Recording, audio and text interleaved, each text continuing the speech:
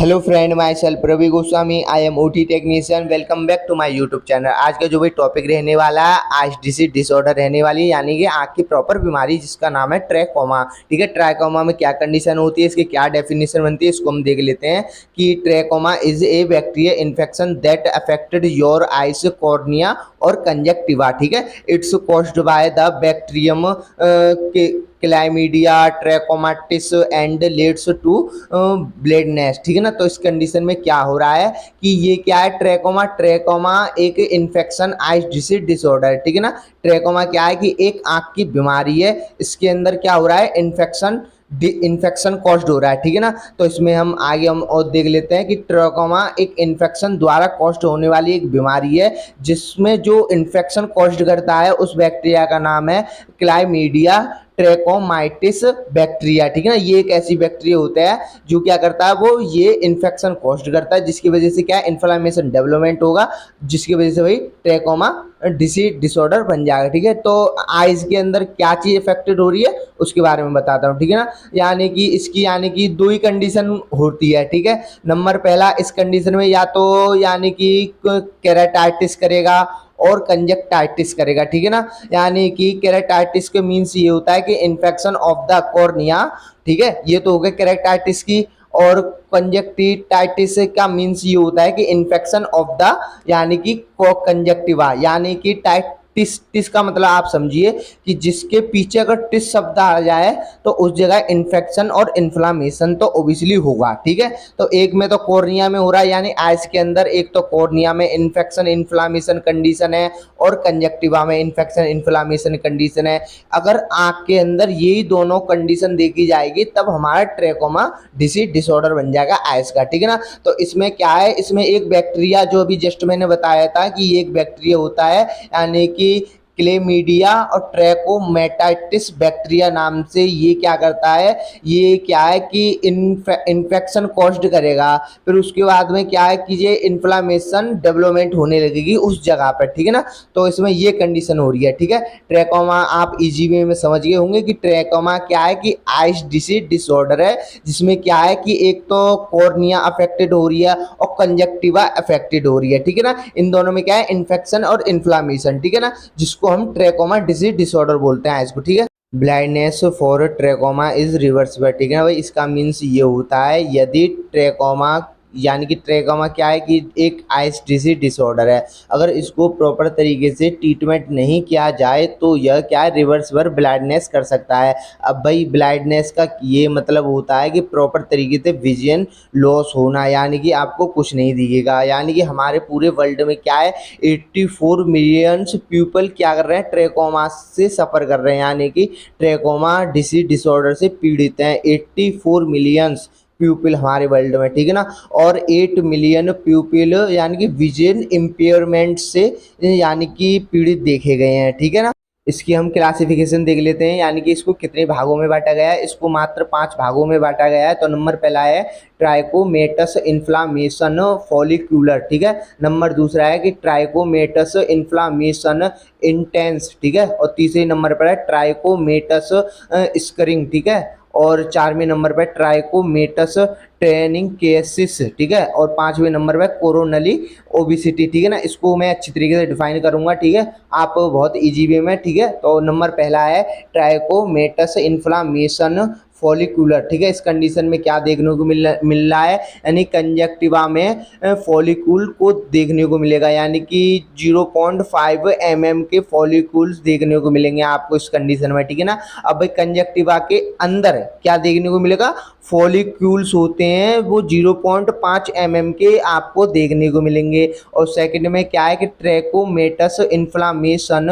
Intense, यानी कि इस कंडीशन में क्या देखने को मिलेगा, ये क्या कंडीशन है, ये है एक सीवियर कंडीशन होती है जिसमें क्या है कि हाइपरट्रॉफी देखने को मिलेगी और कंजक्टिवा में इन्फ्लामेशन और थिकनेस भी देखने को मिलेगी। यानी कि ये क्या है, ये एक बहुत क्रिटिकल और सीवियर कंडीशन है, ठीक है, जिस कंडीशन में एक तो हाइपरट्रॉफी देखने को मिलेगी और ऊपर से जो कंजक्टिवा है ना, आपका जो आइस के अंदर कंजक्टिवा प्रेजेंट रहता है, उसके अंदर एक तो किसी भी यानी कि बैक्टीरिया की वजह से क्या है, इन्फ्लामेशन इन्फेक्शन तो हो ही रहा है ओबेसिटी, ठीक है ना, तो उसकी वजह से क्या होगा, इन्फ्लामेशन डेवलपमेंट करेगा और ऊपर से थिकनेस यानी कि इसकी साइज क्या नैरोविंग होने लगेगी, ठीक है। और तीसरे नंबर पे और मैं बता दूं मैं कि ट्रैकोमेटस स्करिंग, ठीक है ना, इस कंडीशन में क्या है कि जो कंजक्टिवा है ना, कंजक्टिवा में स्कर्व को फॉर्म यानी कि जो फॉर्मेशन है वो होने लगेगा, ठीक है, जिसकी वजह से क्या है, फाइब्रर टिश्यू यानी डेवलपमेंट होंगे, यानी कि एक्सक्रेसिव अमाउंट में क्या होगा, फाइब्रर टिश्यू का डेवलपमेंट होने लगेगा, जिसकी वजह से स्कर्व बन जाते हैं, यानी कि जो बनने लगे बहुत सारी स्कर्व, क्या यानी कि अब क्या है, हमारे आइज के अंदर कंजक्टिव, अब कंजक्टिवा प्रेजेंट रहता है, अब कंजक्टिवा में क्या है कि फॉर्मेशन डेवलपमेंट होगा, जब फॉर्मेशन के डेवलपमेंट की वजह से क्या है, जो फाइबर हमारे टिश्यू होते हैं ना वो डेवलपमेंट होंगे सीवियर कंडीशन, यानी एक्सक्रेसिव अमाउंट में क्या है कि फाइबर टिश्यू के डेवलपमेंट होंगे, जिसकी वजह से स्कर्व और ज़्यादा से ज़्यादा बनने लगेंगे, ठीक है ना। और 4वें नंबर पर है ट्राइकोमेटस ट्रिकोनाइसिस, ठीक है ना, इस कंडीशन में क्या है कि आइस बॉल के ऊपर आइस लेब रप होने लगेंगे, यानी कि जो हमारे आइस बॉल होते हैं ना, तो आंख मीचते हैं खोलते हैं उसको बोलते हैं हम आइस बॉल, उसकी क्या है अपर पार्ट में क्या है रब होने लगेंगे, यानी कि कीचड़ टाइप का वो प्रेजेंट हो जाएगा, ठीक है ना। और इसके 5वें कंडीशन में देख लेते हैं, यानी कि कोरोनरी ओबिसिटी, इस कंडीशन में क्या है कि कॉर्निया की जो ओबिसिटी होती है ना प्रॉपर, उसका तो लॉस होगा ही होगा, जिसके वजह से क्या है कि वो कोलर होते हैं ना, कोलर कलर जो विजन लॉस हो जाएगा, एक तो कलर विजन लॉस के साथ साथ एक तो ब्लाइंडनेस देखने को मिलेगी, यानी कि समझे, जो हमारे बीच में जो कॉर्निया होती है एकदम ब्लैक ब्लैक कलर की, फिर उसके बाद में लिम्पस होती है, फिर स्केलेरा होती है, यानी कि उस वो वाली क्या है हमारी कॉर्निया जो ब्लैक ब्लैक पॉइंट पॉइंट सा होता है, तो उस कंडीशन में क्या है कि एक तो कलर लॉस हो जाएगा वहां पर और ऊपर से भाई ब्लाइंडनेस देखने को मिलेगी, यानी कि उसको कुछ भी विजन प्रॉपर तरीके से नहीं दिखेगा, ठीक है। तो इसको मैंने पांच क्लासिफिकेशन को मैंने डिफाइन, आगे हम देख लेते हैं इसके साइन एंड सिम्टम, यानी कि पेशेंट को क्या क्या आपको लक्षण दिखेंगे, ठीक है ना। तो नंबर पहला जो सिम्टम है आइस डिस्चार्ज होगा। अभी आइस डिस्चार्ज हमारे क्यों देखने को मिलेगा, क्योंकि हमारे आइस के अंदर क्या है, एक तो केरेटाइटिस है और ऊपर से भाई कंजक्टिवाइटिस है, यानी कि कंजक्टिवा में इन्फेक्शन इन्फ्लामेशन कंडीशन है, और यानी कि केरेटाइटिस का मीन्स ये है कि कॉर्निया में क्या इन्फेक्शन इन्फ्लामेशन कंडीशन है, किसकी वजह से, बैक्टीरियल इन्फेक्शन की वजह से, ठीक है ना, ये दोनों कॉज होंगे, जिसको हम ट्रैकोमा डिसीज डिसऑर्डर बोलते हैं आइस की, ठीक है ना। तो इसकी वजह से क्या होगा, यानी कि जहां पर इन्फेक्शन और इन्फ्लामेशन सीवियर कंडीशन में होगा तो वहां ओबियसली भाई सेल एंड टिश्यू डेथ होंगे, यानी कि वो ब्लड वेसल्स में जो ब्लड सर्कुलेशन है वो प्रॉपर नहीं हो पाएगा, क्योंकि वहाँ क्या है इन्फ्लामेशन है, साइज और नैरोविंग है, इस वजह से प्रॉपर ब्लड सर्कुलेशन नहीं हो पाएगा, ऑक्सीजन प्रॉपर अमाउंट पे नहीं पहुंच पाएगी, तो उस जगह क्या है कि पस एब्सिस फ्लूइड का एक्सक्रेसिव अमाउंट में सिक्रेशन होगा, और ये तो भाई आइस की डिसीज डिसऑर्डर है, तो ऊपर से भाई गाढ़ापन सिक्रेशन होगा, यानी गाढ़ा गाढ़ा, ठीक है। और आइस पेन देखने को मिलेगा, क्यों मिलेगा, क्योंकि इसमें क्या है किसी प्रकार का बैक्टीरिया इन्फेक्शन है, जिसकी वजह से क्या है इन्फेक्शन और इन्फ्लामेशन, भाई जहाँ इन्फेक्शन इन्फ्लामेशन होता है तो ओबियसली वहाँ सोइलिंग, रेडनेस, सीवियर पेन, फीवर वगैरह मिलता ही है, ठीक है ना। और तीसरे नंबर पर भाई ईचिंग। अब भाई ईचिंग क्यों मिलेगा, क्योंकि भाई आइस डिसीज डिसऑर्डर है, मतलब आंख के अंदर क्या हो रहा है एक्सक्रेसिव अमाउंट में पस एब्सिस फ्लूइड का सिक्रेशन हो रहा है, वो भी गाढ़ा गाढ़ा, ठीक है, उसकी वजह से क्या है कि ईचिंग मिलेगी पेशेंट को, ठीक है ना, और इरिटेशन वगैरह होगा, ठीक है पेशेंट। और 4वें नंबर पर है वाटरिंग डिस्चार्ज, यानी कि वाटर टाइप का कुछ सब्सटेंस डिस्चार्ज होगा, ठीक है ना, क्यों क्यों क्योंकि भाई बैक्टीरिया इन्फेक्शन है, ठीक है, उसकी वजह से वाटर जो टाइप का होता है ना वैसे डिस्चार्ज होगा, यानी कि आंखों में से जो नोजल बोन होते हैं ना, नोजल बोन, तो वो क्या है कि वो आइस ड्रॉपलेट यानी कि डिस्चार्ज करते रहते हैं, यानी कि आंसू वगैरह आएंगे सीवियर तरीके से, ठीक है ना, क्योंकि भाई उसमें क्या है पेन वगैरह हो रहा है, ईचिंग वगैरह, इरिटेशन, यानी कि इस सारी कंडीशन में क्या है कि आंसू वगैरह यानी वाटरी डिस्चार्ज आपको देखने को मिलेगा। और 5वें नंबर पर है भाई फोटोफोबिया। इस कंडीशन में क्या होता है, लाइट में आने से उसको बहुत ज़्यादा ही मतलब डर लगेगा, विजन लॉस तक हो सकता है, यानी कि प्रॉपर विजन क्यों कब लॉस होगा,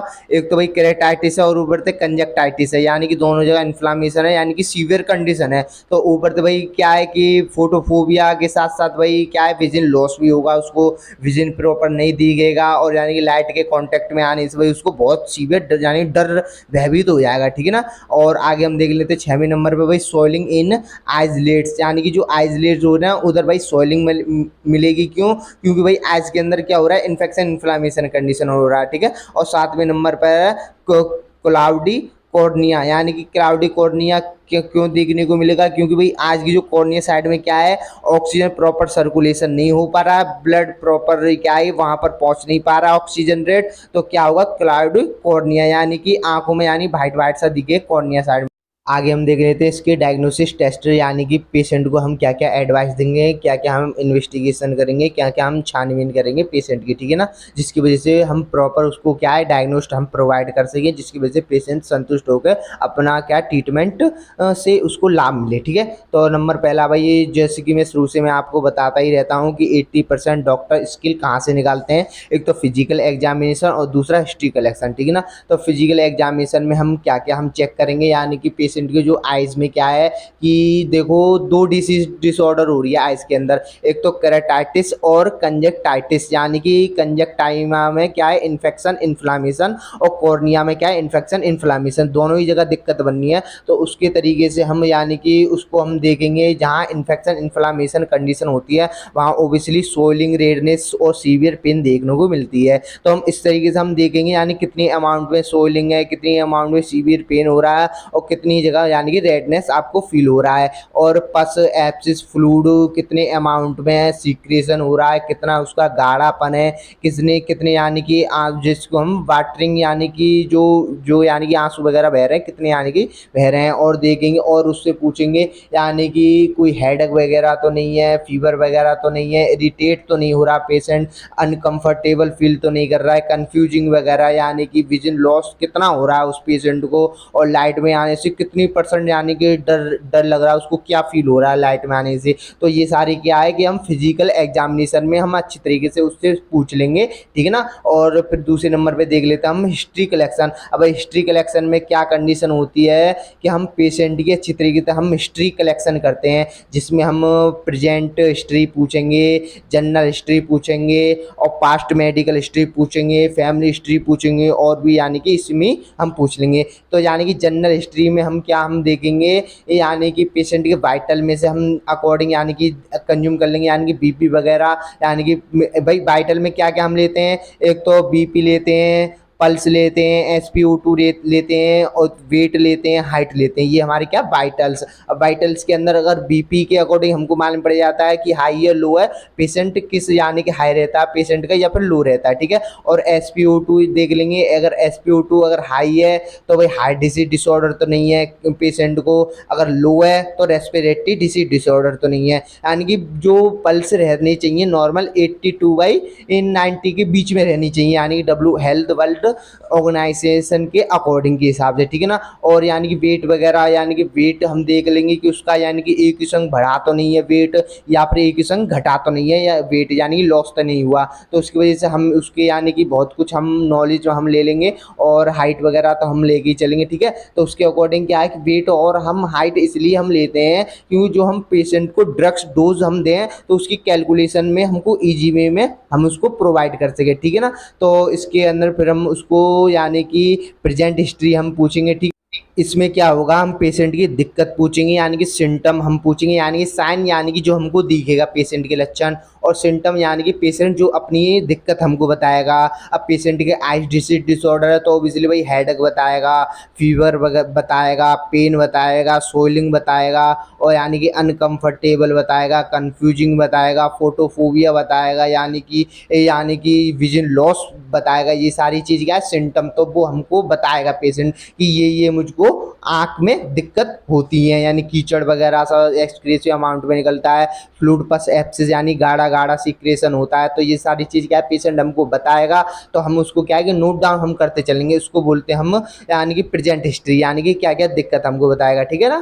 तो फिर हम देख लेंगे तीसरे नंबर पर है यानी पास्ट मेडिकल हिस्ट्री। अब पास्ट मेडिकल हिस्ट्री में हम पूछेंगे कि आप कभी हॉस्पिटलाइज्ड रहे हो, क्या आप कभी हॉस्पिटल में एडमिट रहे हो जिससे कि आपको कोई क्रॉनिक डिसीज डिसऑर्डर डिसऑर्डर तो नहीं है, यानी लंग्स से लेके, हार्ट से लेके, किडनी से लेके, आइस से लेके, ठीक है ना। तो यानी कि अभी हमारी क्या टॉपिक है, आइस डिसीज डिसऑर्डर। तो हम आइस पे ज़्यादा हम फोकस देंगे, यानी कि आपको क्या आइस की वजह से तो यानी कि कोई जिससे कि आप हॉस्पिटलाइज्ड, यानी आँख वगैरह बनी हो आपकी द्वारा, यानी एज वगैरह, यानी कि क्या आप, यानी कि ये सारी चीज़ क्या है कि आप एल्कोहल तो कंज्यूम नहीं करते, जिससे वही कि क्या है कि इंटर ओक्यूलो प्रेशर यानी कि डेवलपमेंट होता है हमारे आइज़ के अंदर, ठीक है ना। आप स्मोकिंग तो नहीं करते, कॉर्टिकोस्टेरॉइड तो नहीं लेते लॉन्ग टाइम तक, क्या आप हैवी वर्कआउट तो नहीं करते। तो ये सारी चीज़ क्या है, हम पास्ट मेडिकल थायराइड वगैरह, और यानी कि पुराने अगर आप दिक्कत है तो आप अपने पुराने डॉक्यूमेंट लेके आइए, जिससे कि और भी अच्छा इन्वेस्टिगेशन हो, ठीक है ना।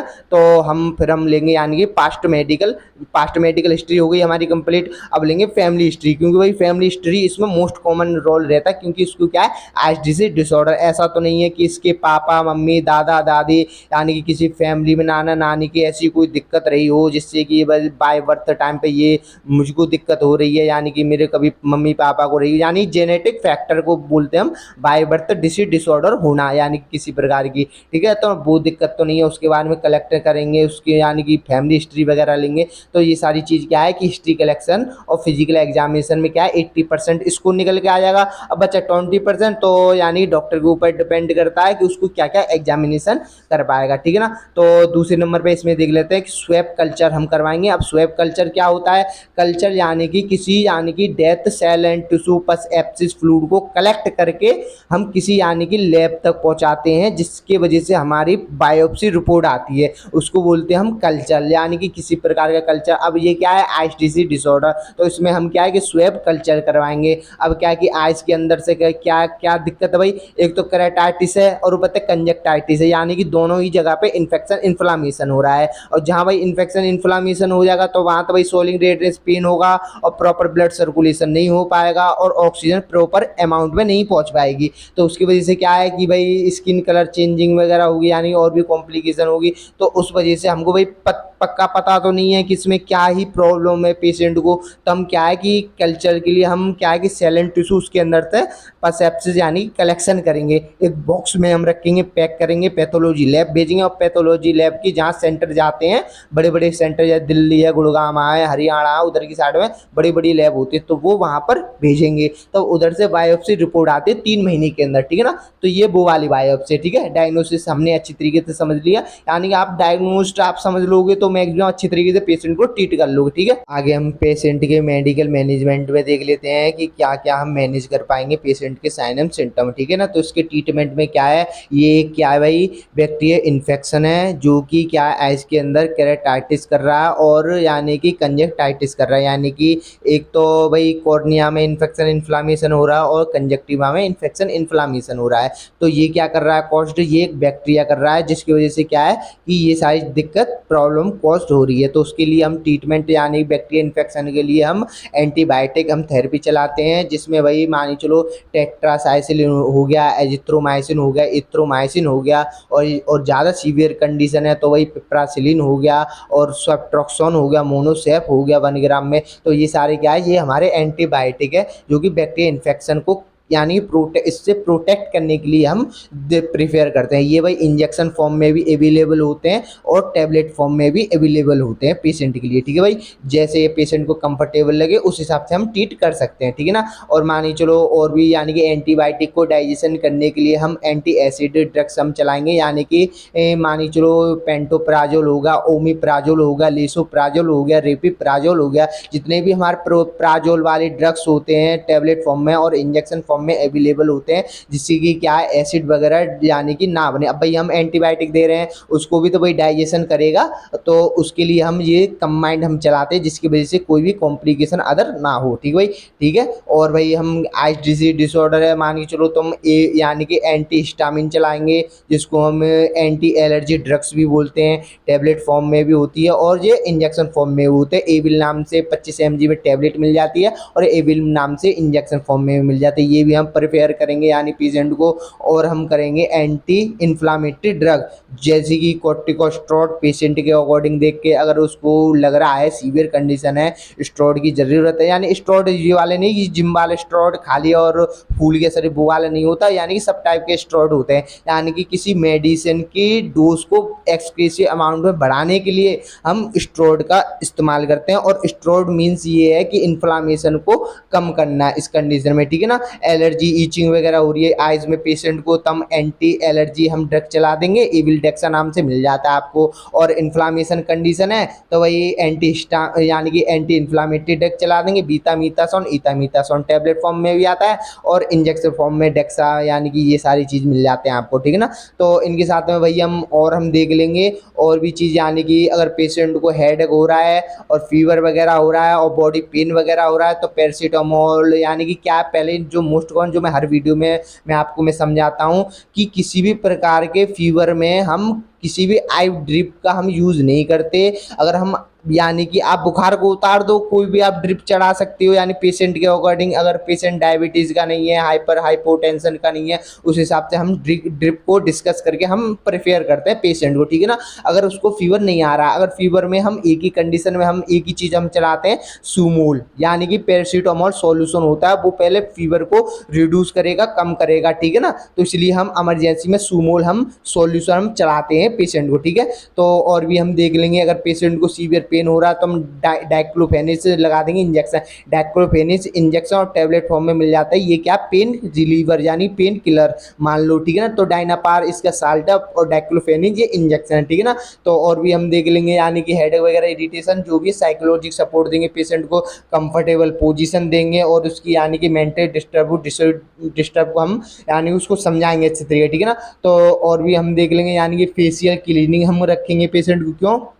क्योंकि क्या कंडीशन है, यानी कि अब फेशियल का मतलब ये है कि उसकी क्लीनिंग हम इसलिए रखेंगे कोई भी फॉरेन पार्टिकल या फिर डस्ट वगैरह उसकी आंख तक नहीं पहुंचे, तो और भी भाई वैसे भी दिक्कत है, इरिटेट कॉम्प्लिकेशन यानी कि इरिटेशन वगैरह हो रहा है तो और भी उससे नहीं दिक्कत हो, तो फेशियल क्लीनिंग रखेंगे। और यानी कि इन्वॉल्वमेंटल चेंजिंग हम उनको लेके आएंगे, यानी कि इन्वायरमेंटल, यानी कि मानिए चलिए आप यानी कि किसी प्रकार का यानी वाटर उसको क्या है कि फिल्टर वाटर यानी कि हम यूज़ प्रोवाइड करवाएंगे, यानी कि शुद्ध पानी पिलाएंगे। और यानी कि किसी भी प्रकार की यानी कि फूड वगैरह होता है ना, फूड हो गया, वेजिटेबल हो गया, तो उसको साफ़ सफाई से हम खिलाएं। और हम क्या है स्टेलाइजेशन का प्रॉपर ध्यान रखेंगे, यानी कि उसको क्या है कि यानी टॉयलेट वगैरह में देखेंगे कि जहाँ पर भाई लेटरिन के ऊपर आपको लेटरिन नहीं करनी है तो भी वैसे भी इम्यूनिटी आपकी वीक है तो और भी इम्यूनिटी सप्रेस हो जाएगी। यानी कि ये सारी चीज़ क्या है कि हम स्टेलाइजेशन का प्रॉपर यानी आसपास उनकी अनस्टेलाइजेशन चीज़ तो नहीं रखी है, उसका हम प्रॉपर केयर करेंगे पेशेंट को, ठीक है ना। यानी कि नर्सिंग केयर हम प्रोवाइड करेंगे, ठीक है ना। और हम देखें यानी कि एयर पॉल्यूशन डस्टिंग एयर वाली जगह पे तो नहीं हो रहा है, अच्छे हम इन्वायरमेंटल में लेके आएंगे पेशेंट को, अच्छे तरीके से ट्रीट करेंगे, मैनेज करेंगे, ठीक है ना, और मेंटेन वगैरह करेंगे, ठीक है। तो इस तरीके के ये हमारे कुछ मेडिकल मैनेजमेंट के कुछ छोटे मोटे ट्रीटमेंट है, ठीक है ना। तो इस थैंक यू फॉर वॉचिंग मी। ऐसी वीडियो भाई आपको इंटरेस्टेड यानी नॉलेज वाली वीडियो आपको अच्छी लगे तो प्लीज़ भाई लाइक कीजिए और भाई चैनल को सब्सक्राइब कर लीजिए, क्योंकि भाई आप लोगों के लिए इतना हम मेहनत कर रहे हैं इतना तो भाई बनता है। और भाई बेल आइकन ऑन कर लीजिए जिससे कि और भी नोटिफिकेशन आप तक जल्दी